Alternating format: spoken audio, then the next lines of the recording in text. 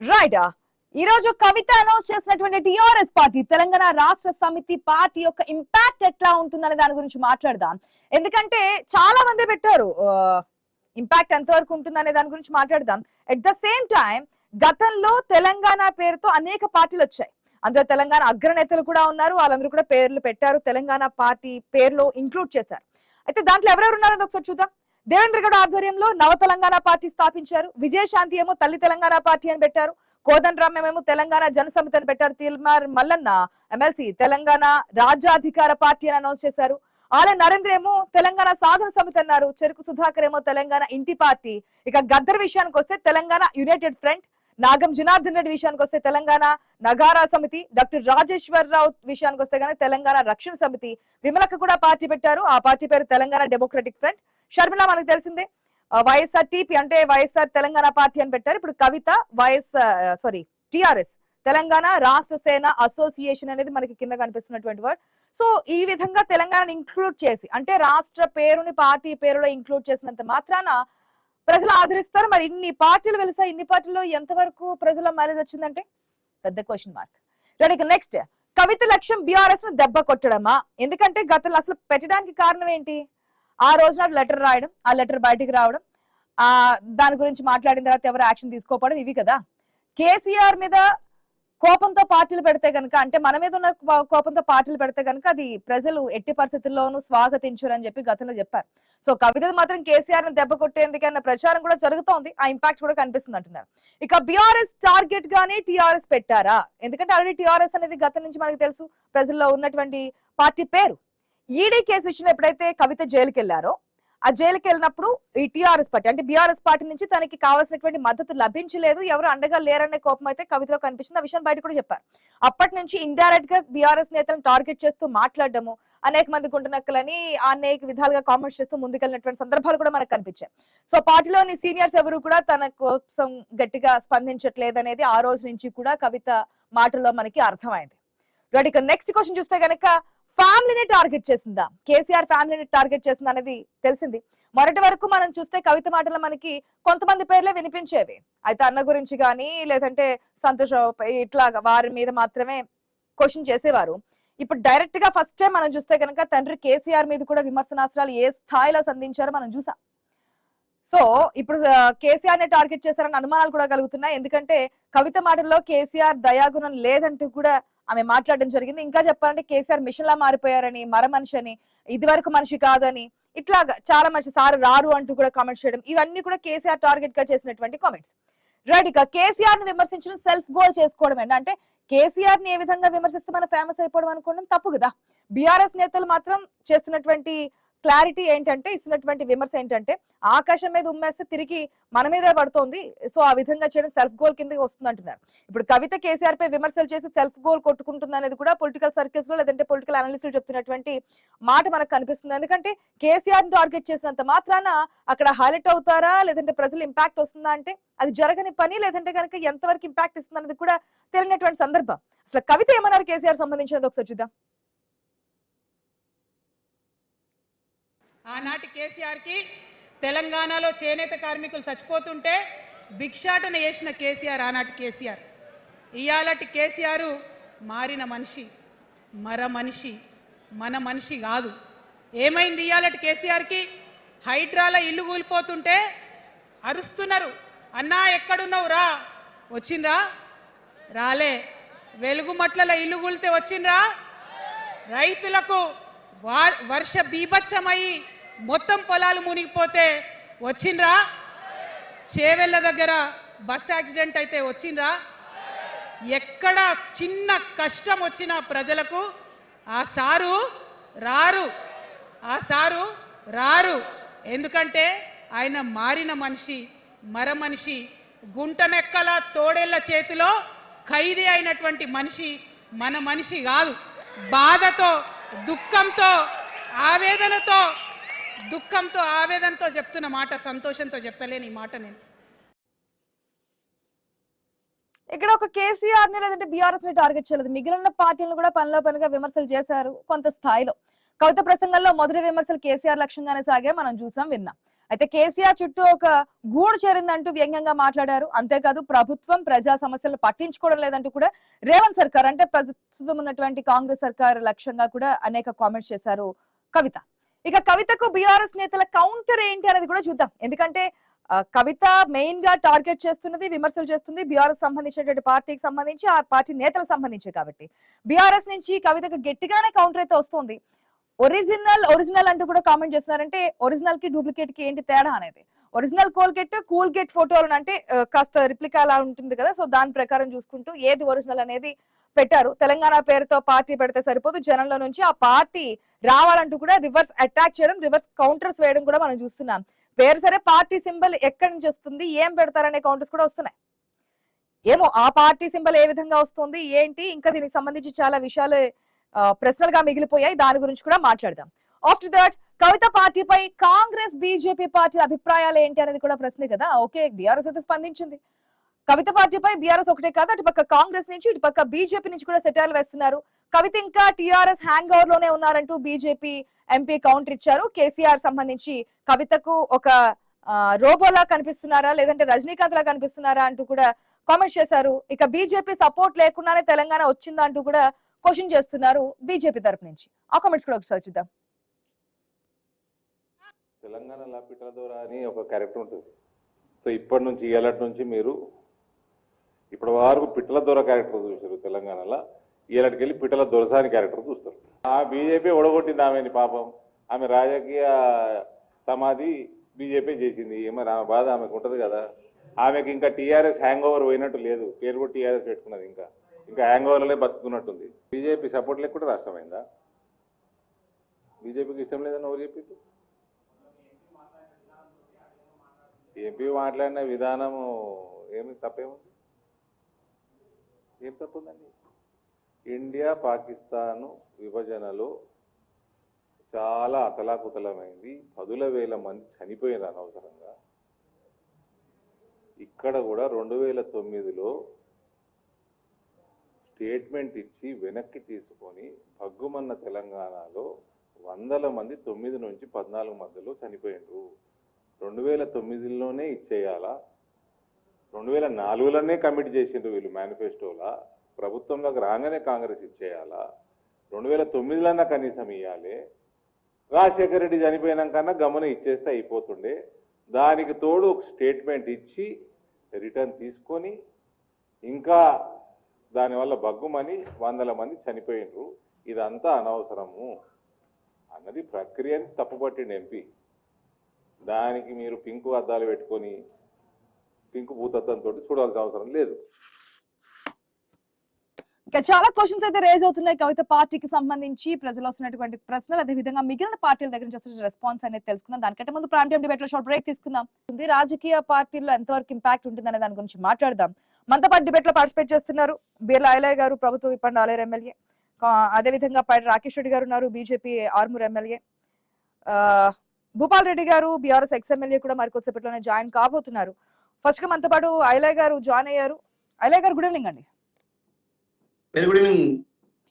ఐలయ్య గారు ఎట్లా చూస్తున్నారు మరొక కొత్త పార్టీ తెలంగాణలో, అది కూడా అధికార పార్టీ ఏ విధంగా ఉంది అనేక విమర్శలు చేస్తూ మేము వచ్చేసరి అధికారంలోకి వస్తామంటూ కూడా మాట్లాడుతున్నారు. మీ అభిప్రాయం ఏంటి? ఈ ప్రజాస్వామ్యంలో ఎవరైనా రాజకీయాలు రావచ్చు, ఎవరైనా కొత్త పార్టీ పెట్టుకోవచ్చు. కవిత గారు కొత్త పార్టీ పెట్టినందుకు ఆమెకు స్వాగతిస్తూ ప్రతి ఒక్కరు కూడా ఒక పార్టీ పెట్టుకొని రాజకీయాలకు వచ్చే అవకాశం మన ప్రజాస్వామ్య దేశంలో ఉంది కాబట్టి ఆమె పార్టీ పెట్టినందుకు స్వాగతిస్తాం. కానీ గత 10 ఏళ్ళుగా వచ్చిన తెలంగాణలో ఆమె కూడా భాగస్వామ్యం ఉంది. మరి ఇలా బయటికి వెళ్ళిన తర్వాత అయ్యో అప్పుడు తప్పు జరిగింది, మనం దాన్ని సరిదిద్దుకోవడానికి బయటకు వచ్చని చెప్పడం చాలా విడ్డూరంగా ఉంది. ఎందుకంటే 10 ఏళ్ళుగా అధికారాన్ని అనుభవించిన తర్వాత ఆమె ఎంపీగా ఓడిపోతే ఎమ్మెల్సీగా కూడా పంపిర్రు ఆమెను. మరి అధికారం ఉన్నప్పుడు ఎందుకు ఆమె నోరు మెదపలేదు?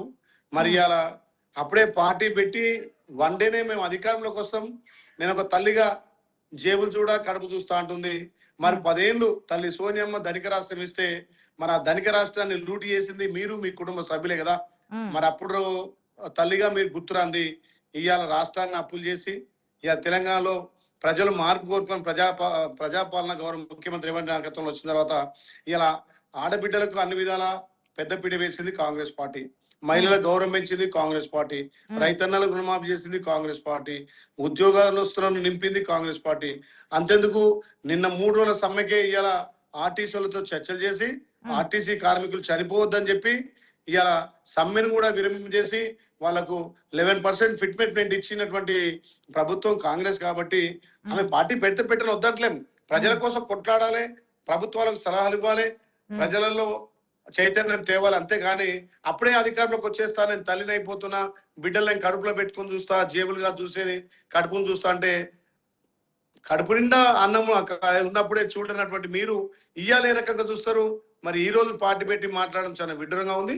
అయినా కొత్తగా పార్టీ పెట్టింది కాబట్టి మరి కవితక్కను ఇప్పుడే మనము అంటే బాగుండదు. సరే, ప్రజాస్వామ్య దేశంలో మన రాష్ట్రంలో ఎవరైనా పార్టీ పెట్టుకోవచ్చు, కానీ స్థానికంగా ఏదైతే ఈ పార్టీలు పుడతాయి పోతుంటాయి. గతంలో ఎంతో మంది పార్టీ పెట్టారు, వాళ్ళ స్వలాభం కోసం మళ్ళీ పార్టీలను కూడా విలీనం చేసిపోయారు. కాబట్టి అందులో భాగం కవితక్క కూడా పెట్టింది. మరి ఈ రోజే మనం విమర్శ చేస్తే బాగుండదు. ఆమె పెట్టిన ఆనందంలో ఉంది కాబట్టి ఎవరైనా తెలంగాణ రాష్ట్రంలో తెలంగాణ ఆ పార్టీ వల్ల మీ పార్టీకి వచ్చి నష్టమే లేదంటారు. హలో, టిఆర్ఎస్ పార్టీ వల్ల మీకు వచ్చి నష్టమే లేదంటారు. మాకేం నష్టం లేదు, ప్రజలు మా వైపు ఉన్నారు. మీరు చూడండి, మొన్న జరిగినటువంటి ఎంపీ ఎలక్షన్ లో టిఆర్ఎస్ గుండుసున్న వచ్చింది. దాని తర్వాత జరిగిన కంటోన్మెంట్ గానీ అధికార పార్టీ కాబట్టి బైపోస్ గానీ స్థానిక సంస్థల ఎలక్షన్స్ కానీ మీకే ఎడ్జ్ ఉంటుంది. ఆ విషయం మీకు తెలుసు, మిగిలిన పార్టీలకి తెలుసు. అంటే మేము ఎలక్షన్ అట్లా ఆ కోణం చూస్తే మేము అందిస్తున్నటువంటి సంక్షేమాలు, మేము అందిస్తున్నటువంటి అభివృద్ధి, అప్పుల రాష్ట్రమైనా వాళ్ళు ఎన్ని తప్పులు చేసినా ఒక్కొక్కటిగా సర్దిద్దుకుంటూ తెలంగాణలో ఓకే, సంక్షేమ పథకాల విషయానికి వచ్చారు కాబట్టి మాట్లాడదాం. ఐల గారు ఒక నిమిషం. ఎస్, మనతో పాటు బీఆర్ఎస్ ఎమ్మెల్సీ ఉన్నారు రవీంద్రరావు గారు. Good evening sir. Good evening అండి. రవీంద్రరావు గారు, కవిత పార్టీ పెట్టారు, ప్రజల్లోకి వెళ్లారు, అనేక విమర్శలు చేశారు. సో ఎంతవరకు ప్రజల్లో ఉంటుంది ఆ పార్టీ అనుకుంటున్నారు? లేదంటే కనుక బీఆర్ఎస్ కి ఏదైనా నష్టం జరిగే అవకాశం ఉంటుంది అనుకుంటున్నారా? గుడ్ ఈవినింగ్ ఆశ గారు. ఆమె పార్టీ పెట్టనేయండి, ఆమె ఏమైనా మాట్లాడనేయండి, ఆమె విశ్వసనీయత ఆమె మాటల్లో గాని చేతల్లో గాని ఏంటనేది గత 20 సంవత్సరాలుగా గమనిస్తున్న తెలంగాణ ప్రజలకు తెలుసు. ఉద్యమ కాలంలో అమెరికా నుంచి వచ్చిన 10 ఏళ్ళు గాని, తర్వాత 10 ఏళ్ళు అధికారం ఉన్నప్పుడు గాని ఆమెకు ప్రజల పట్ల ఏ పాటి మమకారం ఉంది, ప్రజల్లో ఏమో ఆదరణ ఉంది, ప్రజాప్రతినిధిగా, పార్టీ ప్రతినిధిగా, ఒక గొప్ప మహానేత కూతురుగా ఆమె ఏ పార్టీ ప్రతిష్టని పెంచుకున్నది, కలిగి ఉన్నది అనేది చరిత్ర ఉంది కదా. ఇవాళ ఆమె పార్టీ ఏర్పాటులో కూడా ఏదో ప్రజల పైన మమకారం, చెప్పే మాటలు, ఈ చెప్పే ఆ మాట్లాడే తీరు ఉంది కనుక ఏది మాట్లాడినా జనం వింటారు అనుకుంటే అంత అమాయకంగా తెలంగాణ ప్రజలు ఎవరు కూడా లేరు. ఆమె నాడు తెలంగాణ ఏది జాగృతి అని పెట్టినప్పుడు కూడా ఎవరండి జాగృతిలో ఎవరు ఎదిగిరండి? జాగృతి నేతలు ఎవరైనా ఆమె మరి ఆనాడు మీ పార్టీలో ఉన్నప్పుడు ఇవన్నీ ఎందుకు బయటికి రాలేదంటారు? కేసీఆర్ గారు కూతురు కేసులు, జైలు వరకు వెళ్ళినప్పుడు కూడా సపోర్ట్ చేస్తూనే మాట్లాడు తప్ప ఒక్కరోజు కూడా విమర్శలు రాలేదు కదా. ఆశ గారు, మేము భరించే కాడి భరిస్తాం కదా. కేసీఆర్ గారు కూతురు కదా, కేసీఆర్ గారు కూతురు విభేదించి బయటకు వచ్చారు కాబట్టి ప్రశ్నలన్నీనా బయటికి ఆమె పోయినా మేము పంపినామా? అదే మీరు పంపించినా మేము పంపినాం కదండి ఆశ గారు. ఆమె పోలే, మేమే భరించలేక పంపినాం కదా. ఇక ఆమె గురించి మాకేంటండి? ఇప్పుడు మరి కవిత చెప్పే మాటలన్నీ అబద్ధం అంటారా? కవిత చెప్పే మాటలన్నీ అబద్ధం అంటారా? ఏంటనే ప్రజలు ప్రూవ్ అవుతుంది కదా. ఆమె చెప్పే మాటలకి ఒక రకమైన ఎథెంటిసిటీ కనుక ఉన్నట్లయితే పార్లమెంట్ సభ్యురాలుగా ఓడిపోదు కదా. ఒక జిల్లా మొత్తం ఆమెకే అప్పచెప్తే కూడా ఒక ఎమ్మెల్యే కూడా నీ పక్షాన లేరు కదా, ప్రజలే నీ పక్షాన లేరు కదా. నిజామాబాద్ లో ఏ నాయకుడైనా ఒక్క నాయకుడు వచ్చి ఆమె పార్టీలో జాయిన్ అయ్యారా? ఆమె విశ్వసనీయత మాకని కాదు, ఎవరైతే కొండంతలు గోరంతలుగా మాట్లాడతారో వారందరికీ మా సమాధానం, ఆమెను మేము సస్పెండ్ చేశాం. ఆమె ఒక లీడర్ గా ఆమె పార్టీని నడపగలిగే శక్తివంతురాలు అయితే మేమే వదులుకోం కదా, మాకే ఎస్టెడ్ కదా ఆమె. అయితే మేమే వదులుకున్నామంటే అర్థం చేసుకోండి. ఇవాళ మాటలోనే అర్థం ఉంది. టిఆర్ఎస్ కాదండి, తెలంగాణ రాష్ట్ర సేన అసోసియేషన్ అని ఆమె రిజిస్ట్రేషన్ కి అప్లై చేసుకుంది. Registration number చెప్పమానండి. అనౌన్స్ చేయడం మాత్రం టిఆర్ఎస్ అనౌన్స్ చేశారు కదా, పార్టీ పేరు చెప్పమంటారా అని. మీకే అర్థమైందండి దాంట్లో ఎంత పోగచ్చు. అది పార్టీ కాదు, పార్టీ కాదు, అసోసియేషన్ అని పెట్టుకుందామే. అది కూడా చెప్పలేని పరిస్థితిలో ఉంది. ఆ అసోసియేషన్ మీనింగ్ ఏంటంటారు మీ అభిప్రాయం ప్రకారం? అసోసియేషన్ పెట్టుకోవడానికి రీజన్ ఏమంటారు మీ అభిప్రాయం ప్రకారం? దానికి ఆమోదం పొందక ముందే ఆమె ఇవాళ ఏదో క్లెయిమ్, ఏదో అడ్డంకులు వస్తాయి, ఏదో వస్తాయని ఎట్లా కొట్టి చూడండి. మీరే ఐ న్యూస్ నుంచి ఎట్లా కొట్టి చూడండి. తెలంగాణ రాష్ట్ర యోజన అనే పార్టీ ఎలక్షన్ కమిషన్ దగ్గర రిజిస్టర్ అయి ఉందా? సేన కొట్టి చూడండి మీరు ఐ న్యూస్ వాళ్ళు. తెలంగాణ రాష్ట్ర సేన ఉందా? యోజన చూడండి. మళ్ళీ కొత్త పార్టీ అనౌన్స్ చేస్తున్నారు మీరు. తెలంగాణ రాష్ట్ర సేన అని మీరు ఎలక్షన్ కమిషన్ ఆఫ్ ఇండియాలో register of parties, political parties లో ఈ పేరు గల పార్టీ ఉందా? ఉంటే మీరు నాతో పెట్టుకుంటారేమో, ముందుకెళ్తారేమో. ఇప్పుడే కదా అనౌన్స్ చేశారు. ముందుకెట్లా ప్రకటిస్తారండి?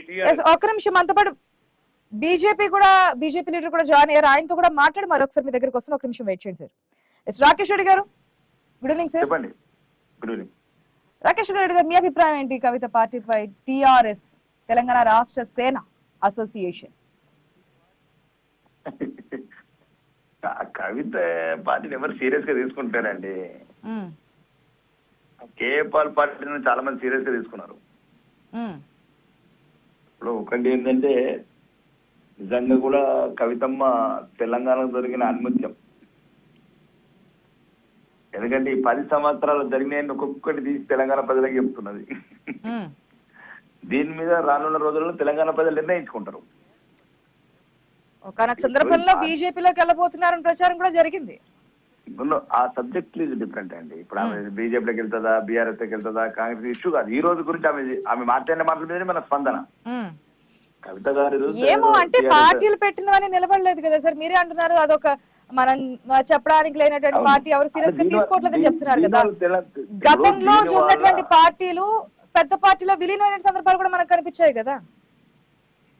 ఇప్పుడు నేను అనేది ఏంటంటే, ఒకటి తెలంగాణ ప్రజలకు ఈ రోజు కొత్త సీరియల్స్ దొరుకుతున్నాయి. అంటే అవి ఏమేం చెప్తున్నది? ఫర్ ఎగ్జాంపుల్, మేము తెలంగాణ ద్రోహులము, బీఆర్ఎస్ పార్టీ తెలంగాణ ద్రోహులము ఆమె చెప్పేది. నేను చెప్పట్లేదండి. ఇది వాళ్ళ మాజీ ముఖ్యమంత్రి గారిని పీకి కట్టలు కట్టినామని పంజాబ్ పోయినామా అన్నది. అంటే ఇవన్నీ ఇప్పుడు ఈ రోజు తెలంగాణ ప్రజలకు తెలుస్తున్న నిజాలు, మేము మాట్లాడట్లేదు. అంటే మాకు తెలియని ఎన్నో ఉన్నాయి కాబట్టి తెలంగాణ ప్రజలు కొద్దిగా రాజకీయ పార్టీల పట్ల, లేకపోతే తెలంగాణ ఉద్యమకారుల పట్ల ఏదైతే అపోహలు ఉన్నాయో తొలగిపోతాయి కవిత గారి వల్ల. ఇప్పుడు ఫర్ ఎగ్జాంపుల్ తెలంగాణ నిజమే, ఆమె కూడా పార్లమెంట్ సభ్యురాలుగా ఉన్నారు, 5 సంవత్సరాలు ఎమ్మెల్సీగా ఉన్నారు. మరి శంకరమ్మని పిలిచి డాడీకి చెప్పొచ్చు కదా.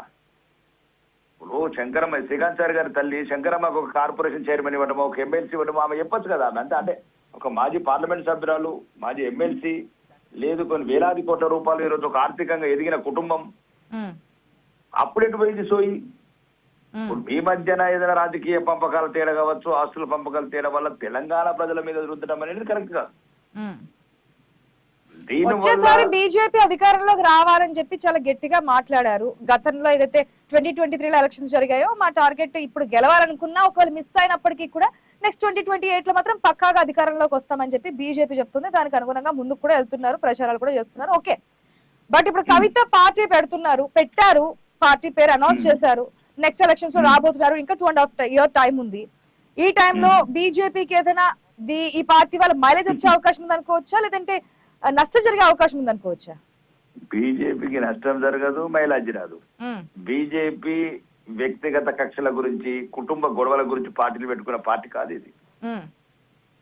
లేదు, లేకపోతే 50-60 ఏళ్ళ నుంచి ఒక కుటుంబాల గురించే బానిసలమైన పార్టీ కాదు ఇది. దేశం గురించి, ధర్మం గురించి, కొన్ని దేశంలో ఉన్న సంస్కృతి సాంప్రదాయాల గురించి, ఒక మెజారిటీ ప్రజల మనోభావాలను గౌరవించే పార్టీ. అందరితో పాటు మెజారిటీ ప్రజల మనోభావాలను గౌరవించే పార్టీ భారతీయ జనతా పార్టీ.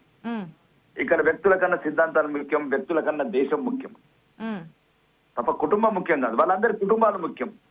మాకు దేశమే ముఖ్యము, దేశం తర్వాత ధర్మమే ముఖ్యం మాకు. కాబట్టి ఈరోజు 19 రాష్ట్రాలలో అధికార వైపు అడుగులేసినాం, దేశవ్యాప్తంగా విస్తరించినాం. భారతీయ జనతా పార్టీతోని కవిత గారి పార్టీని పోల్చడము, ఆమె వల్ల నష్టమో లాభం అనేది ఏముండదు. నష్టము లాభం ఏదైనా ఉన్నా కానీ నాకు తెలిసి కల్వకుంట్ల కుటుంబానికే ఉంటుందని నేను అనుకుంటాను, నష్టమున్నా లాభం ఉన్నా. అదే 3 పార్టీలు ప్రధానంగా పోటీలో ఉన్నాయి సార్. అటు కాంగ్రెస్, బీఆర్ఎస్, బీజేపీ 3 పార్టీలు అధికారంలోకి వస్తామని చెప్తున్నారు ప్రచారాలు. ఇప్పటికే ఎలక్షన్స్ హీట్ అయితే కనిపిస్తుంది తెలంగాణ స్టేట్ లో. ఇటువంటి సందర్భంలో కొత్త పార్టీ రావడం, అది కూడా ఒక మాజీ ముఖ్యమంత్రి కూతురు పార్టీ పెట్టడము, ప్రభుత్వ వైఫల్యాలను ఒక పక్క ఎండగడుతున్నారు. ఎంతో కొంత ఓటు బ్యాంక్ చీలుతుంది కదా. అటు ప్రజా వ్యతిరేక ఓటు బ్యాంక్ అనే చీలాలి, లేదంటే అటు బీఆర్ఎస్ పార్టీ ఓటు బ్యాంక్ అనే చీలాలి. 2 పార్టీలకు సంబంధించి ఎంతో కొంత అటు మైలేజ్ గానీ, లేదంటే మీకు రావాల్సిన ఓటు బ్యాంక్ అటు చేరడం కానీ ఏదో ఉంటుంది కదా. అట్లా ఏం జరగబోతుంది అనేది.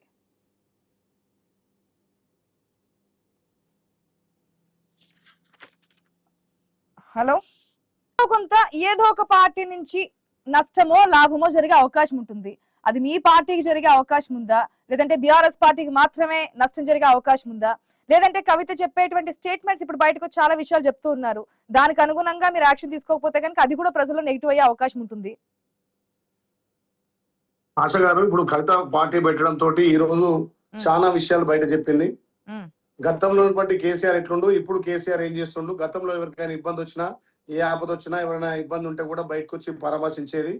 తెలంగాణ ఉద్యమం నుంచి ఉన్న కేసీఆర్ వేరు. ఇప్పుడు కేసీఆర్ ఫామ్ హౌస్ లో బంధించబడ్డాడు. ఇక్కడ హరీష్ రావు, కేటీఆర్ అనే వాళ్ళు నేనంటే నేను పెత్తనం కోసం కొట్లాడుతున్నారని ఆమె స్పష్టంగా చెప్పింది. ఇంకేం విషయాలంటే, గతంలో ఏ రకంగా అయితే ఫోన్ ట్యాపింగ్ ఉందో సొంత కవిత వాళ్ళ పార్టీ. ఓకే, ఇవన్నీ పక్కన పెడితే ఇప్పుడు పార్టీ పేరు అనౌన్స్ చేసిన తర్వాత ముందు రాజకీయాలు ఏ విధంగా ఉండబోతున్నాయి అనేది ఆశ గారు చెప్పేది ఒకటే, వాళ్ళ వైఫల్యాలను ఎండగడుతుంది కాబట్టి వాళ్ళకే నష్టం. మేము చేస్తున్నటువంటి ప్రజాపాలన ద్వారా, ప్రజలకు అందిస్తున్నటువంటి సంక్షేమ ఫలాల ద్వారా మాకు ఇంకా మెరుగైన ఫలితాలే నెక్స్ట్ ఎలక్షన్ వస్తాయి తప్ప ఆమె పార్టీ పెట్టడం వల్ల మాకు వచ్చేది ఏం లేదు, మాకు వచ్చే నష్టం లేదు.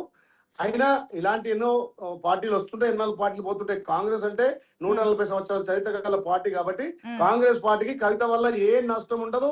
అయినా అలాంటి వాళ్ళు ప్రశ్నించే గొంతులు ఉండాలి. ఉంటేనే అన్ని రకాల ప్రజాస్వామ్యంలో అందరి గొంతులు ఉండాల్సిన అవసరం ఉంది. కానీ అప్పుడే అధికారంలోకి వస్తాం మాదేదో పోతుంటే కాంగ్రెస్ పార్టీకి ఇంకెన్ని పార్టీలు వచ్చినా ఇక్కడ మళ్ళీ మీ పార్టీలోనే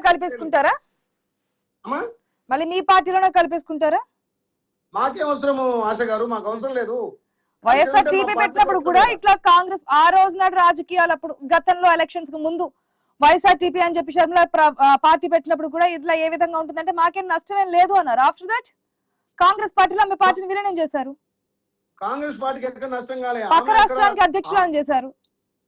ఆమె అక్కడ ఆంధ్రలో పార్టీ విలీనమైంది కాబట్టి ఆమె ఆంధ్రలో పార్టీ విలీనం ఎక్కడ? మీరు కాంగ్రెస్ పార్టీ అంటే జాతీయ పార్టీనా లేదంటే రాష్ట్రాలను బట్టి పార్టీయా? పోటీ చేస్తుంది, పార్టీ స్థాపించింది ఎక్కడ సార్? వైఎస్ఆర్ టీపీ ఇక్కడ కదా. Telangana party, YSR Telangana party. Telangana party పెట్టింది. తెలంగాణలో ఆమె చేసినంత పాదయాత్ర ఎవరు కూడా చేయలేదు. బ్రహ్మాండమైన కవిత కూడా చేస్తారంటున్నారు కదా. కవిత కూడా మేము ప్రజల్లోకి వెళ్తాము, ప్రజా సమస్యల మీద మాట్లాడతాము, కొట్లాడతాము, ప్రభుత్వాన్ని నిలదీస్తాము, మేం చెప్పిన వాటి గురించే ప్రభుత్వం దిగొచ్చిందని చెప్పి చాలా సందర్భాల్లో కూడా మాట్లాడారు కదా కవిత. మేము క్వశ్చన్ చేస్తాము. ఆశ గారు, ఎక్కడైతే ప్రజాస్వామ్యబద్ధంగా ప్రజలు ఎన్నుకున్న పాలన సరిగ్గా జరగకపోతే ప్రభుత్వాన్ని దించాలని ఆలోచన వస్తుంది. కానీ ఇవాళ తెలంగాణలో ప్రజాపాలన గౌరవ ముఖ్యమంత్రి రేవంత్ అన్న అన్ని వర్గాలను సంతృప్తి చేసి ఇవాళ తెలంగాణను ఒక ఆర్థిక గాడిలో పెట్టి సంక్షేమాల అభివృద్ధి అందిస్తుంది. కాబట్టి తప్పకుండా రెండవసారి కూడా కాంగ్రెస్ పార్టీ అధికారంలోకి వస్తుంది. కాంగ్రెస్ పార్టీకి ఎక్కడ కూడా నష్టం లేదు. ఇంతకు ముందు మీరు చెప్పినప్పుడు కూడా జస్ట్ చిన్నగా అని వదిలేసాను, ఎందుకంటే సంక్షేమం గురించి పదే పదే పదే పదే మీరు మాట్లాడుతున్నారు కాబట్టి. ఎంతవరకు సంక్షేమం ఇచ్చారు సార్ తెలంగాణలో? ఎందుకు ఇవ్వలేదు? భారతదేశంలో ఆశ గారు, భారతదేశంలో ఏ రాష్ట్రంలో కానీ రుణమాఫీ అయింది? ఓకే, ఇలా భారతదేశానికే తెలంగాణ రోడ్ మోడల్ గా రైతులు వడ్లు పండిస్తున్నారు, సన్న ధాన్యం ఇస్తున్నాం, మహిళలకు ఆత్మ గౌరవం పెంచినాం, మహిళలకు ఉచిత ఆర్టీసీ సౌకర్యం ఇచ్చినాం, మహిళలకు పెట్రోల్ బంకులు ఇస్తున్నాం, మహిళలకు పెట్రోల్ బంక్ ఓనర్ చేస్తున్నాం, అదాని అంబానీ కాదు సోలార్ ప్యానెల్లకు మహిళలు చేస్తున్నాం. ఇలా నిరుద్యోగులకు 60 నుంచి 70,000 ఉద్యోగాలు నింపినాం. ఇలా ఒక్కొక్కటి మేము సంక్షేమాలు 10 ఏళ్లలో వాళ్ళు అరకొర రేషన్ కార్డులు ఇస్తే అరువులందరికీ రేషన్ కార్డులు ఇచ్చినాం. రేషన్ కార్డులతో పాటు గొప్పోడు తినే సన్న బియ్యాన్ని ఇలా పేదలకు అందిస్తున్నాం. ఇవి సంక్షేమ పథకాలు కావా? దాంట్లో ఎంత వరకు సక్సెస్ఫుల్ గా 100% చేసామని చెప్పండి, ఒక్క ఫ్రీ బస్ తప్పించి.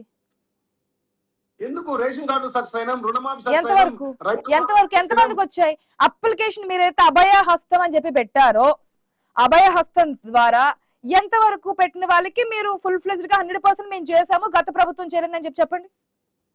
ఆశ గారు, గత ప్రభుత్వంలో పేద ప్రజలకు వచ్చేటువంటి రైతు ఏది బీమా కావచ్చు, కళ్యాణ లక్ష్మి కావచ్చు, షాదీ ముబారక్ కావచ్చు, వాటిని కొనసాగిస్తూ డాక్టర్ రాజశేఖర రెడ్డి గారు, దివంగత రాజశేఖర రెడ్డి ఏదైతే ఆరోగ్యశ్రీ 5 పెడితే మేము 10 లక్షలు దాన్ని పెంచినాం.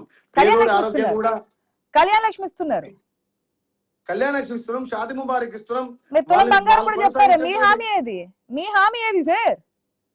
ఇస్తున్నాం ఆశ గారు, ఒక్కొక్కటిగా ఇంప్లిమెంట్. తులం బంగారం ఎక్కడ ఇస్తున్నారండి? ఇస్తాము అని చెప్పారు ఐలయ్య గారు. ప్రజల్ని మోసం చేయలేరు.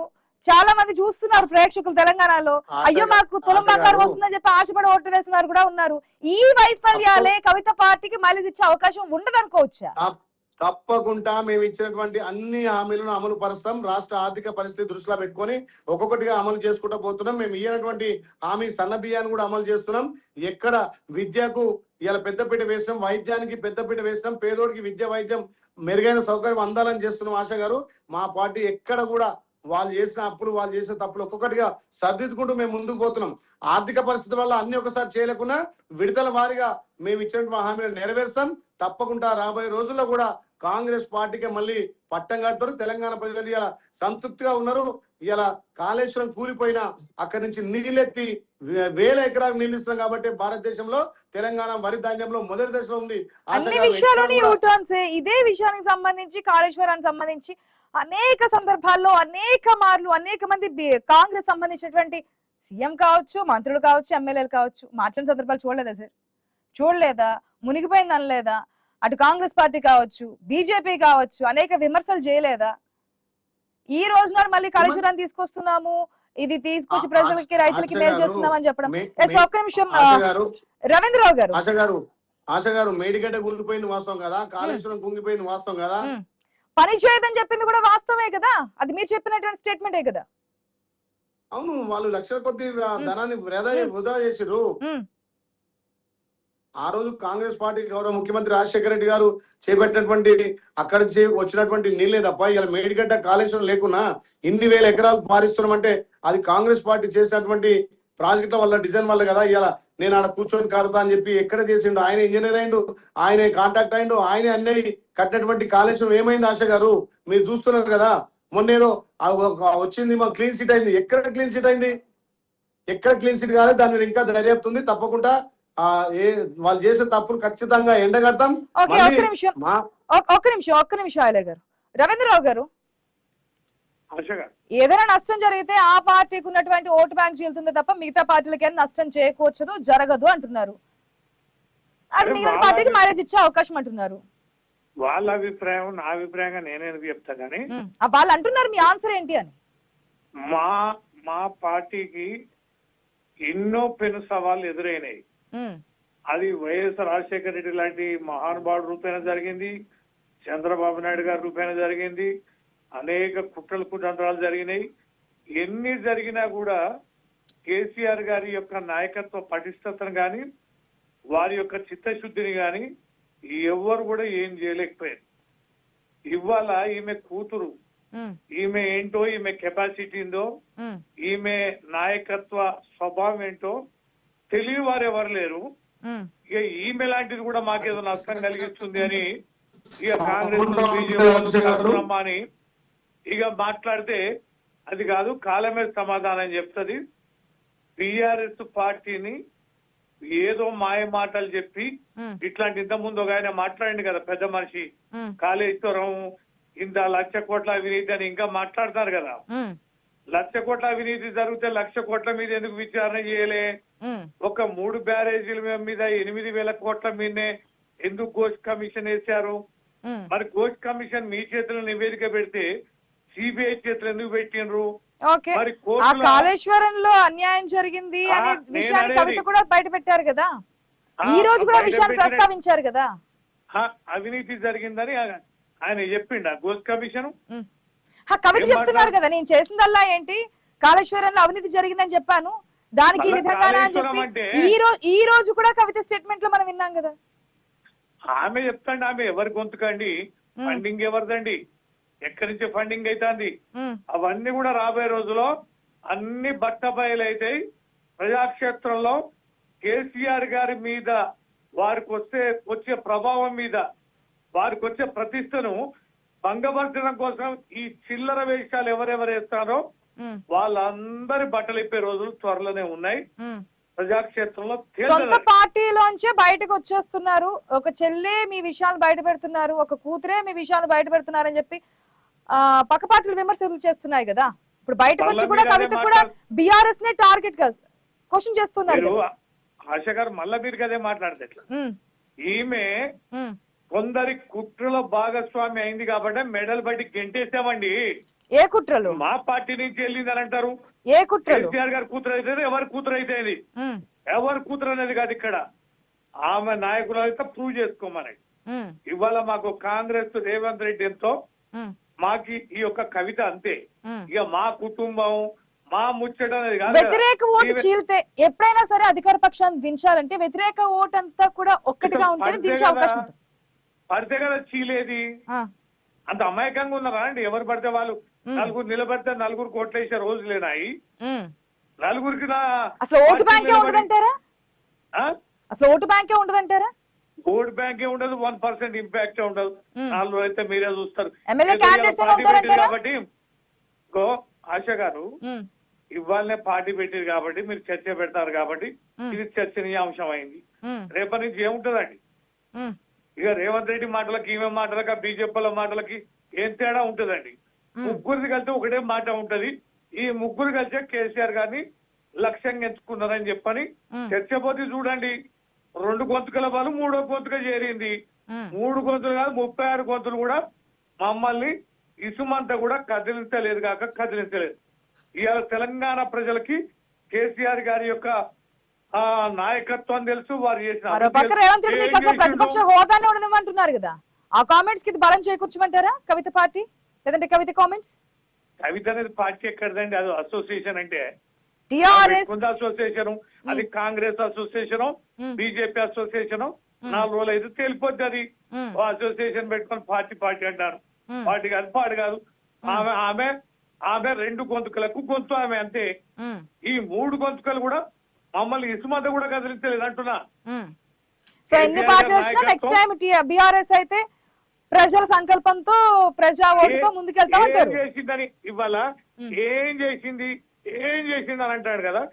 ఏం చేయండి ఇవాళ ప్రతి ఎకరాకి సాగునీరు తెలంగాణలో పంట పండని ఎకరా భూమి ఎక్కడన్నా ఉందా?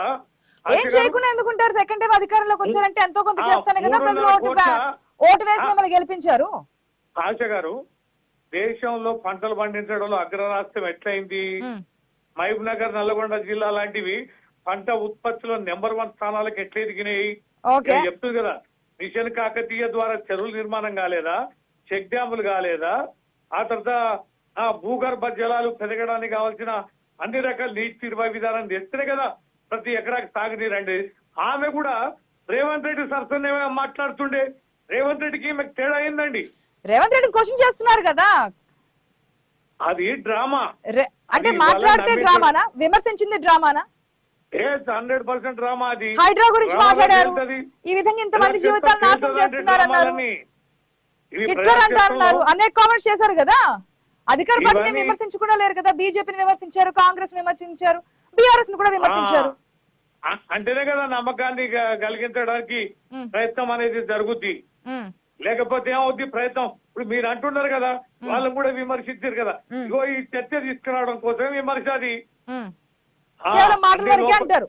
ఎస్, ఒక్క నిమిషం రవీంద్రరావు గారు మనతో పాటు అనలిస్ట్ కార్తిక్ గారు జాయిన్ అయ్యారు. కార్తిక్ గారు గుడ్ ఈవినింగ్ అండి. గుడ్ ఈవినింగ్ అండి. కార్తిక్ గారు, 3 పార్టీలు అంటే ప్రధానంగా మనకి తెలంగాణలో ఉన్నటువంటి బీఆర్ఎస్, కాంగ్రెస్, బీజేపీ ముగ్గురుతో మాట్లాడిన ముగ్గురు కూడా ఆ పార్టీ వల్ల మాకు వచ్చే నష్టమే లేదంటున్నారు. కాకపోతే ఎంతో కొంత ఓటు బ్యాంక్ ఉంటుంది. ఆ ఓటు బ్యాంక్ వల్ల ఏదో ఒక పార్టీకి నష్టం జరుగుతోంది. వ్యతిరేక ఓటు చీలిన నష్టం జరుగుతోంది, లేదంటే బీఆర్ఎస్ సంబంధించినటువంటి పార్టీ నుంచి వచ్చారు కాబట్టి ఆ పార్టీ ఓటు బ్యాంక్ చీలిన ఏదో కొంత నష్టం జరుగుతుంది. ఈ పార్టీ వల్ల ఎంత వరకు ప్రజల్లోకి ముందుకెళ్లే అవకాశం ఉంది? ఒకవేళ వెళ్తే కనుక ఏ పార్టీకి నష్టం జరిగే అవకాశం ఉంది అనుకోవచ్చు? కవితకి ఎంత ఓట్ బ్యాంక్ వస్తుంది అన్నది ఒక క్లారిటీ రావాలి. నిజంగా రాజకీయ పార్టీ క్లిక్ అయ్యి ఇప్పుడు నిజానికి ఆ పరిస్థితి ఉందంటే గ్రౌండ్ లెవెల్ లో నిజానికి ఇప్పటికైతే ఆ పరిస్థితి లేదు. కానీ నిజంగా తన పార్టీని జనంలోకి తీసుకెళ్ళి జనంలో నిలబెట్టుకోగలిగి ఆ పార్టీని అమలు చేసుకోగలిగితే నష్టం ఎంత అవునా కదనా బీఆర్ఎస్ కే. ఆమెకి 1% ఓట్ బ్యాంక్ వచ్చినా 1% మందం బీఆర్ఎస్ కే నష్టం. ఎందుకంటే ఆ వెనకాల ర్యాలీ అయ్యేదంతా ఎవరు? తెలంగాణ బేస్డ్ ఓట్ బ్యాంకే వస్తుంది. ఆ తెలంగాణ బేస్డ్ తెలంగాణ సెంటిమెంట్ కొద్ది ఎమోషనల్ తెలంగాణ అనే కనెక్టివిటీ ఉన్న ఓట్ బ్యాంక్ అంతా ఎక్కడుంది? బీఆర్ఎస్ వెనకాలే ఉంది. పైగా ప్రభుత్వ వ్యతిరేక ఓట్ బ్యాంక్ చీరింది. ప్రభుత్వ వ్యతిరేక ఓట్ బ్యాంక్ చీరినప్పుడు అది బీఆర్ఎస్ కే నష్టం కదా. సో ఏ రకంగా చూసినా కాకపోతే బీఆర్ఎస్ కి నష్టం కలిగించే స్థాయిలో ఇప్పుడు కవిత ఉందంటే ఈ రోజుకైతే లేదు. ఈ రోజుకైతే కవిత పార్టీ కొంచెం ఓట్ బ్యాంకు నెక్స్ట్ ఎలక్షన్స్ కి పుంజుకునే ఛాన్స్ అయితే ఉండకపోవచ్చు ఇప్పుడున్నటువంటి కాంపిటీషన్ లో. ఎస్ ఎస్ ఎస్ అంటే కవిత పార్టీని సీరియస్ గా తీసుకోకపోవటానికి ఉన్న కారణం ఏంటంటే ఆమె రాజకీయ పార్టీ పెట్టుకునే హక్కు ఉన్న మాట వాస్తవమే. కానీ ఇప్పుడు ఆమె చెప్పిన మాటని ఇవాళ చెప్పాల్సిన మాట కాదు. అన్యాయం జరిగినప్పుడు కేసీఆర్ గారి పరిపాలనలో సామాజిక న్యాయం జరగలేదని చెప్పింది. అది ఎప్పుడు చెప్పాలి? ఆ సామాజిక న్యాయం జరగనప్పుడే చెప్పాలి కదా. ఆ పార్టీలో 2014లో ఎంపీగా పోటీ చేశారు, 2019లో ఎంపీగా పోటీ చేశారు. ఎంపీగా ఓడిపోతే ఎమ్మెల్సీ తీసుకున్నారు. మరి ఆ రోజు గుర్తు రాలేదా? ఆ రోజే మాట్లాడాల్సింది కదా సబ్బండ వర్గాల గురించి, తెలంగాణ ఉద్యమకారుల గురించి. నేను కొన్ని ప్రశ్నలు సూటి ప్రశ్నలు ఏంటంటే ఇప్పుడు తనకి ఎమ్మెల్సీ ఇస్తున్నప్పుడు నాకు కాదు ఎమ్మెల్సీ ఇవ్వాల్సింది శ్రీకాంతాచారి తల్లికి అని చెప్పాలి కదా. ఎందుకంటే శ్రీకాంతాచారికి తల్లికి ఎమ్మెల్సీ ఇస్తారని కేసీఆర్ మాట ఇచ్చారు కదా. నాకు కాదు కదా ఇవ్వాల్సింది ఆమె కదని అప్పుడు ఇస్తుంటే తెలంగాణ ఆ విషయాన్ని ఈ రోజు మాట్లాడారు కదా. నేను ఆనాడే కాస్త గట్టిగా క్వశ్చన్ చేయాల్సింది, కాస్త గట్టిగా ఉండాల్సింది, తప్పు చేశానని చెప్పారు. ఆ రోజు తప్పు చేశాను తర్వాత ఈ రోజు ఒప్పు చేసినా చెల్లుబాటు కాదు. అంటే ఎప్పుడైనా అండి దెబ్బ తగిలినప్పుడు మందు రాయాలి తప్ప ఆ దెబ్బ తగిలి మానేసిన తర్వాత ఆ రోజు మందు రాస్తే బాగుండేదంటే అది ఎట్ చెల్లుబాటు అయింది. కాబట్టి ఆ మాట్లాడే ప్రతి మాట వ్యాలిడ్ అయితే కావచ్చేమో కానీ అసలు కవిత పార్టీ పెట్టడానికి కారణం ఏమనుకుంటున్నారు మీరు?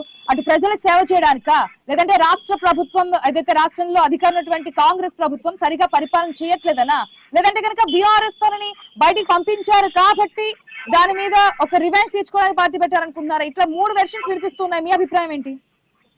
వెరీ క్లియర్ అండి. ఆ కుటుంబంలో ఏదో గొడవలు ఉన్నాయి. ఆ గొడవలకి కారణాలు ఏమైనా అయ్యి ఉండొచ్చు. ఆస్తి కావచ్చు, పదవులు కావచ్చు, ఏదైనా కావచ్చు. కానీ ఆ కుటుంబంలో వచ్చిన గొడవలు ఆమెకి ప్రయారిటీ దక్కలేదు కాబట్టి ఆమె కోరుకుంటున్న ప్రయారిటీ కోసం ఆ పార్టీ పెట్టారు. ఆమె చాలా క్లియర్ గా ఓపెన్ గా చెప్పారు తెలంగాణ అమ్మగా నాకు మారాలని ఉంది.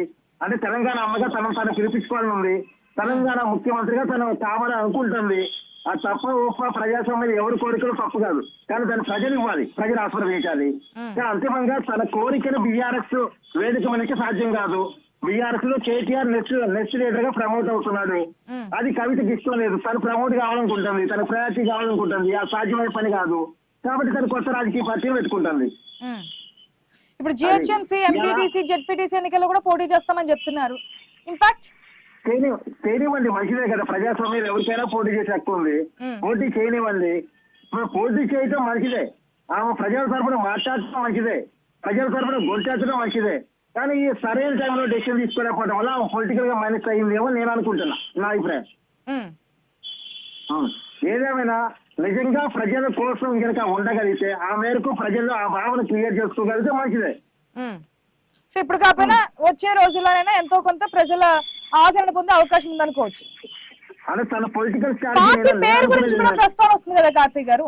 ఈ టిఆర్ఎస్ పేరు సంబంధించి అసలు అసోసియేషన్ పెట్టడము ఇది ఎట్లా అంగీకరిస్తారని చెప్పేసి ఆర్టికల్ ప్రకారం లేదంటే ఉన్నటువంటి నిబంధనల ప్రకారం అవ్వదు అని చెప్పి ఎట్లా చూడొచ్చు? ఎంతవరకు సక్సెస్ అయ్యే అవకాశం ఉంది? నాకున్న అవగాహన అండి, ఒకసారి పార్టీ పేరు ఫ్రీజ్ చేసిన తర్వాత 10 సంవత్సరాల పాటు ఫ్రీజ్ చేస్తారు ఎలక్షన్ కమిషన్. ఇప్పుడు బీఆర్ఎస్ తిరిగి మాకు ఇవ్వమన్నా ఇవ్వరు, అది ఇవ్వడం సాధ్యం కాదు. అయితే ఇప్పుడు తెలంగాణ రాష్ట్ర సేనాని పార్టీ పెట్టుకున్నారు. కానీ రియల్ టైమ్ లో ఆ పార్టీ రిజిస్టర్ అయినట్టుగా మాత్రం కనపడుతుంది. చూడాలి మరి రాబోయే కాలంలో తెలంగాణ రాష్ట్ర సేన అని పేరు. కానీ ఏది ఏమైనా ఆ పేరు నాకు తీసుకోవడానికి ఉన్న కారణం ఏంటంటే అది తొందరగా జనానికి రీచ్ అయిద్దని. టీఆర్ఎస్ అనే పేరు అలవాటు అయిందిగా, ఆ జనానికి అలవాటు ఉంది కాబట్టి నోటిదైన పేరు కాబట్టి తొందరగా రీచ్ అయిద్దని ఆ పేరు తీసుకుంటారు. అసోసియేషన్ అని చెప్పి ఒకటి మెన్షన్ చేశారు, చాలా చిన్నగా మనకు కనిపిస్తుంది ఆ పార్టీ పేరు కింద. అవును అవును అవును అదే ఇక్కడే అనుమానం ఆ పార్టీ రిజిస్ట్రేషన్ ఇంకా కాలేదు కాబట్టి రిజిస్ట్రేషన్ అని పెట్టుకున్నట్టు ఉన్నారు. కానీ రాబోయే కాలం లీగల్ గా ప్రాబ్లమ్స్ వస్తే చెప్పలేము. కానీ అంత ఆ పార్టీకి అసలు గుర్తింపు ఉందా లేదా ఇంకా తెలియాల్సి ఉంది. ఈ రోజుగా ప్రకటన చేసింది. అసోసియేషన్ అనే పదం ఉంటే వల్ల కొన్ని అనుమానాలు అయితే వస్తున్నాయి. అనుమానాలకు మన ఆమె సంబంధాన్ని చెప్పగలగాలి. కానీ ఏది ఏమైనా సరే అసోసియేషన్ అని ఉన్నా లేకపోయినా పార్టీకి రిజిస్టర్ అయినా కాకపోయినా ఒక గ్రూప్ గా ఎన్నికల్లో పోటీ చేసే ఎవరికైనా ఉంటుంది. తెలంగాణ రాష్ట్ర అనేటువంటి ఆ అసోసియేషన్ అయినప్పటికీ కూడా అసోసియేషన్ ఏర్పడి ఎన్నికల్లో పోటీ చేసి కామన్ గుర్తు అడగొచ్చు. అందరికీ కలిపి కామన్ గుర్తు ఏమని అడగొచ్చు. తర్వాత ఆ పార్టీ ఆ అసోసియేషన్కి వచ్చే ఓట్ బ్యాంక్ ఆధారంగా తర్వాత తన పార్టీని రిజిస్ట్రేషన్ చేసుకోవచ్చు కాక మేబీ తను అనుకుంటుంది ఏంటంటే తన పార్టీ రిజిస్ట్రేషన్ మేబీ తన కోర్టులో కూడా పిటిషన్ వేశారుగా, ఢిల్లీ కోర్టులో తన పార్టీకి గుర్తింపు ఇవ్వట్లేదు, ఎలక్షన్ కమిషన్ లేట్ చేస్తుందని పిటిషన్ వేశారుగా. పార్టీ గుర్తింపు రాకపోవడం వల్ల అసోసియేషన్ గా పెట్టుకొని ఆ అసోసియేషన్ గానే ఎన్నికల్లో పోటీ చేసి ఎన్నికల తర్వాత వచ్చే ఓట్ల ఆధారంగా పార్టీని గుర్తింపులో తీసుకొచ్చుకోవాలని అనుకుంటున్నారేమో. భవిష్యత్తులో ఏదైనా జరిగే అవకాశం ఉంది, ముందుకెళ్లే అవకాశం ఉంది, లేదంటే అడ్డంకులు ఎదురయ్యే అవకాశం కూడా ఉంది. ఐలయ్య గారు okay okay thank you. Karthik గారు, ఐలయ్య గారు వ్యతిరేక ఓటు చీలితే కనుక అది కాంగ్రెస్ పార్టీకి మైలేజ్ వచ్చే అవకాశం. మరొకటి కాంగ్రెస్ ప్రభుత్వాన్ని అదే స్థాయిలో విమర్శిస్తున్నారు కవిత. ఆశ గారు, ఇప్పుడు వ్యతిరేకత ఓటు అంటే కాంగ్రెస్ పార్టీకి వ్యతిరేకత లేదు. ఎప్పుడైనా చూడండి, అధికార పార్టీ చేసే కార్యక్రమాలు చేసే అభివృద్ధిని చూసి ప్రజలు ఆకాంక్షిస్తారు. గతంలో ఈ రాష్ట్రంలో ఉమ్మడి రాష్ట్రంలో కానీ వ్యతిరేకత లేని పార్టీ అంటే ఏదైనా ఉంటుందంటారు అధికారంలో ఉన్న తర్వాత? ఏ పార్టీ? ఆశ గారు, నేను ఏమంటున్నా, వ్యతిరేకత లేదని ఎంత 100% ఎవరు కూడా సక్సెస్ చేయలేరు. కానీ మాకున్నటువంటి వనరులతోటి మేము ప్రజాపాలన ద్వారా అందరికి అన్ని చేయగలుగుతున్నాం. ఈ రాష్ట్రంలో ఉమ్మడి రాష్ట్రంలో గానీ పార్టీలకు చరిత్ర ఉంది. ప్రతి పార్టీకి 10 ఏళ్ళు ఇక్కడ ప్రజలు అవకాశం ఇచ్చారు. అదే విధంగా మాకు కూడా 10 ఏళ్ళు అధికారం ఇస్తారు. అంతకు మించి అదే నమ్మకమా? అదే పాయింట్. 2 టర్మ్స్ ఎప్పుడు తెలంగాణ ప్రజలు అధికారం ఇస్తారు కాబట్టి మాకు ఇస్తారంటారు కరెక్ట్. అప్పటికి ఇప్పటికి మెంటాలిటీ ఒకేలా ఉందా? ప్రజల యొక్క ఆలోచన విధానం అదే విధంగా ఉందా? యూత్ ఓటింగ్ పెరగడం లేదా? మా పరిపాలన మీద మాకు నమ్మకం ఉంది. మాకు ప్రజలు మాకు విశ్వసిస్తున్నారు. ఏ ఎలక్షన్లు వచ్చినా కాంగ్రెస్ పార్టీకి బ్రహ్మరథం పడుతున్నారు. అంతకంటే ముఖ్యంగా గత 10 ఏళ్ళుగా వాళ్ళు చేసిన విధ్వంసం, వాళ్ళు చేసిన అప్పులు, వాళ్ళు చేసిన అప్పుడు ఒక్కొక్కటిగా సర్దిద్దుకుంటూ మేము సంక్షేమంలో పోతున్నాం కాబట్టి ప్రజలు మాకు మద్దతు ఇస్తున్నారు. మొన్న ఏదైతే జరిగినటువంటి ఎలక్షన్ లో కూడా ప్రజల ఓటర్స్ కానీ ప్రజల నాడి కానీ ఇప్పుడు గ్రామాలలో ధనిక రాష్ట్రంలో అయినటువంటి ఇందిరమ్మ ఇల్లు ఇస్తున్నాం, సొంతింటి కళ నెరవేర్చున్నాం. ఏ రకంగా ప్రజల నుంచి కాంగ్రెస్ పార్టీకి ఆదరణ వస్తుందో, గతంలో రాజశేఖర రెడ్డి గారు ఎట్లయితే చేసిండో పరిపాలన, దానికి ఇప్పుడు గౌరవ ముఖ్యమంత్రి ఆ పాలనను ఆదర్శంగా తీసుకొని మేము ముందుకెళ్తున్నాం. కాబట్టి తెలంగాణలో మీకు తెలిసిన పాయింట్సే అంటే ఇది మనం ఏదో బయట కూర్చొని లేదంటే ఇద్దరం కూర్చొని డిస్కస్ చేసుకుని డిబేట్ కాదు. ఇది వేల మంది లక్షల మంది చూస్తున్నారు టీవీ స్క్రీన్స్ లో. అరే మేము అప్లై చేశాం కదా అనుకునే వాళ్ళు కూడా ఉంటారు, రాని వాళ్ళు కూడా ఉన్నారు. ఎగ్జాంపుల్ కూడా చెప్పమంటే చెప్తాను. చాలా మంది మేమే చూసి అభయహస్తంలో పెట్టుకొని ఆ స్లిప్స్ ఇంకా వాళ్ళ లాకర్స్ లో వాళ్ళు బీరువాల్లో పెట్టి కూర్చున్నటువంటి వాళ్ళ సంఖ్య ఇప్పటికీ కోకరులుగా మనకు కనిపిస్తూనే ఉంది. అందరికి ఇచ్చామంటే ఎంతవరకు కరెక్ట్? ఆశ గారు, తెలంగాణ వస్తే మా బతుకులు మాతాయని ఎంతో మంది ఆశపడి నీళ్లు నిధులు నియామకాల కోసం ఏర్పడే తెలంగాణలో ధనిక రాష్ట్రంలో 10 ఏళ్ళు ఇవాళ కవిత గారు అన్నారు ఆ 10 ఏళ్ళు నా భ్రష్టు పట్టించారు కాబట్టి మీకు అక్కడ దక్కలేదు, అందుకే వాటినన్నిటిని నేను సమకూర్చాలని నేను కొత్త పార్టీ పెట్టినని చెప్పి వాళ్ళు చేసినటువంటి పరిపాలన ఎండగట్టుకుంటూ ఇవాళ కవిత గారు కొత్త పార్టీ పెట్టారు. అయినా 10 ఏళ్ల యాదికి రాని బీసీలకు 50% ఇవాళ యాదికి వచ్చింది. ఇవాళ ఒక తెలంగాణ రాష్ట్రంలో రెడ్డి బిడ్డ ముఖ్యమంత్రి ఉండే రెడ్డి బిడ్డ అయినా బీసీలకు 42% ఇవాళ చట్టం ఇక్కడ ఏది ఉద్యోగ ఉపాధి రాజకీయాల్లో చేసింది కాంగ్రెస్ పార్టీ, గౌరవ ముఖ్యమంత్రి రేవంత్ అన్న. ఇవాళ కవిత గారు వచ్చి నేను బీసీలకు న్యాయం చేస్తా, 50% బీసీలకు రిజర్వేషన్ అంటుంది. మరి 4 లక్షల ఉద్యోగాలకు నోటిఫికేషన్ అంటుంది. ధనిక రాష్ట్రంలో ఎందుకు వేయలేకపోయింది? ఆమె ఒక ఎమ్మెల్సీగా ఒక ఎంపీగా చేసింది, ముఖ్యమంత్రి బిడ్డగా ఉన్నది. మీరు ఎవ్రీ ఇయర్ 2 lakhs ఇస్తారని చెప్పారండి ఉద్యోగాలు. మీరు చెప్పినట్టు హామీల్లో సంవత్సరంలో 2 లక్షల ఉద్యోగాలు తీస్తామని చెప్పారు. మీరు ఇచ్చినటువంటి ఆశ గారు 10 ఏళ్ళు వాళ్ళు ఇచ్చినటువంటి డిఎస్సి మేము వేసాం కదా, అది కాదు కదా. వాళ్ళు ఇవ్వలేదు, మేము ఇచ్చాము. వాళ్ళు ఇచ్చినటువంటి నోటిఫికేషన్స్ మేము జారీ చేసాము. ఆ ఉద్యోగ నియామకాలు మేము భర్తీ చేస్తామనేది కాదు. మీరు ఇచ్చినటువంటి హామీ సంవత్సరంలో 2 లక్షల ఉద్యోగాలు ఇస్తామని చెప్పారా లేదా? మేము ఇచ్చుకుంటూ పోతున్నాం. అన్ని శాఖలలో ఖాళీలను పూరిస్తున్నాం. ఏ శాఖలో ఉన్నటువంటి ఖాళీలు అన్నిటికీ కూడా నోటిఫికేషన్ ఇచ్చి భర్తీ చేస్తున్నాం. ఇలా గణనీయమైనటువంటి ఉద్యోగాలు నింపింది కాంగ్రెస్ పార్టీ. రేపు కూడా ఏ శాఖలో మొత్తం కవిత పెట్టినటువంటి టిఆర్ఎస్ పార్టీ అసోసియేషన్ ద్వారా మీకు వచ్చి నష్టం లేదంటారు? మాకు వచ్చే నష్టం లేదు, వాళ్ళ వల్ల మాకు డ్యామేజ్ లేదు. అయినా కాంగ్రెస్ పార్టీకి తెలంగాణలో ఏ పార్టీ కూడా ధీటుగా రాలేకపోతుంది. ఇవన్నీ అంతరించే పార్టీలు. టిఆర్ఎస్ పని అయిపోయింది. ఇలా బీఆర్ఎస్ బీజేపీ పొత్తు ఎట్లుందో చూడండి మీరు. ఇక్కడనేమో కొట్లాడుకుంటూ ఢిల్లీలో మనం అది చేస్తారు. మొన్ననే హరీష్ రావు గారు ఢిల్లీకి పోయి కేంద్రం ఉన్నటువంటి మంత్రులను కాళ్ళని మొక్కి మళ్ళీ మాకు ముఖ్యమంత్రి వెళ్ళలేదా? బీఆర్ అక్కడికి వెళ్ళి బీజేపీ తో కొట్లాడి కూటమి ఎంపీలతో పాటు మీట్ అవ్వడము, బ్రేక్ఫాస్ట్ మీటింగ్ లో పార్టిసిపేట్ చేయడము, ఇవన్నీ ఆ రోజు నాడు అంత హీట్ మూమెంట్ లో డీలిమిటేషన్ బిల్లు, మహిళా రిజర్వేషన్ బిల్లు వీగిపోయిందని చెప్పేసి ఆ సంబరాలు చేసుకుంటూ కాంగ్రెస్ పార్టీ ఉన్నటువంటి సందర్భంలో అటుపక్క బీజేపీకి సంబంధించినటువంటి ఎంపీలు నిరుత్సాహంతో కౌంటర్ చేసిన సందర్భాల్లో మీట్ అయినప్పుడు కూడా ఇటువంటి కామెంట్స్ వచ్చాయి కదా, దాన్ని కూడా పరిగణలోకి తీసుకోవాలి కదా. మొత్తంగా ఏదైనా తెలంగాణకే కాదు భారతదేశానికి రోడ్ మోడల్ ఉండబోతున్నాడు. దక్షిణాది రాష్ట్రాలను ఏకం చేసి వాళ్ళు తెచ్చినటువంటి మహిళా బిల్ అయితే మేము ప్రజల మద్దతు ఏ పార్టీకైనా ప్రజల మద్దతు ఉంటే కనుక గెలుపు అనేది అవకాశం ఉంటుంది. ఆ గెలుపు అవకాశం ఏ పార్టీకి ఉంటుంది? కొత్త పార్టీలు పుట్టుకొచ్చినా 3 బిల్లులు ముడిపెట్టారు కాబట్టి ఆ బిల్లు వీగిపోయింది. మహిళా బిల్లు పెట్టుంటే ఇవాళ 100కి 100 రూపాయలు మహిళా బిల్లుకు మద్దతు ఓకే, మొత్తంగా చూద్దాం. ప్రవేశపెట్టినటువంటి అనౌన్స్ చేసినటువంటి టీఆర్ఎస్ పార్టీ వల్ల ఏ పార్టీకి నష్టం ఉంటుంది, ప్రజలు ఎంతవరకు ఆదరిస్తారు, వచ్చే ఎలక్షన్స్ లో పార్టిసిపేట్ చేస్తామని చెప్తున్నారు కాబట్టి ఏ పార్టీకి అంటే వ్యతిరేక ఓటు చీలుతుందా, లేదంటే కనుక వేరే పార్టీకి ఏదైనా నష్టం చేకూర్చే అవకాశం ఉంటుందా, ఎంతవరకు ఓటు బ్యాంక్ సాధించే అవకాశం ఉంటుంది, ప్రజల ఆదరణ పొందే అవకాశం ఉంటుంది అనేది వేచి చూద్దాం. Thank you so much debate లో పార్టిసిపేట్ చేసిన అందరికీ కూడా. ఇది వాటి ప్రాంతీయం debate. Keep watching iNews. మీతోనే మీ వెంటే.